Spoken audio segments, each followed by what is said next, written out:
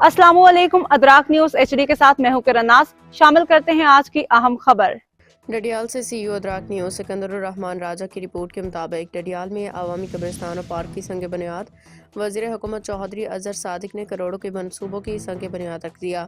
वज़ीर मवासलात और तामीरात आमा चौधरी अजहर सादिक ने तकरीब से खिताब करते हुए कहा कि चौधरी यूसुफ मरहूम के दौर में शुरू किए गए अवामी मनसूबों की तकमील जारी रहेगी। हम सिर्फ तख्तियाँ लगाने के कायल नहीं बल्कि अमली काम पे यकीन रखते हैं। उन्होंने कहा कि 3 करोड़ रुपए स्टेडियम की बहाली के लिए मुख्तस किए गए हैं, जबकि कब्रिस्तान और पार्क जैसे अवामी मनसूबे पाया तकमील तक पहुँचेंगे। आवाम के लिए जो भी मुमकिन हुआ वो करेंगे। तनकीद का खैर मकदम करते हैं, लेकिन बेजा इल्ज़ामात और मनफी प्रोपेगेंडा का कोई फ़ायदा नहीं। किसी भी तरक्याती मनसूबे पे इसकी लागत दर्ज करना ज़रूरी होता है, मगर इसे मनफी रंग देना गलत है। उन्होंने मज़ीद कहा कि हुकूक के साथ फ़राइज़ भी अदा करने होंगे।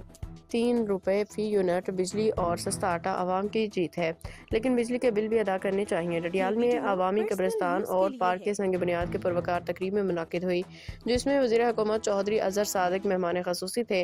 ये तकरीब स्टेडियम के बाहर ग्राउंड में मुनाकिद की गई, जिसमें अवामी मसाइल इलेक्शन के दौरान वज़ीर हुकूमत चौधरी अजहर सादिक के सामने रखे गए। उन्होंने मज़ीद बताया कि शहर में 2 बाईपास मुकम्मल किए जा चुके हैं और 12 करोड़ रुपए की लागत से रेवेन्यू ऑफिस का संग बुनियाद भी रखा जाएगा।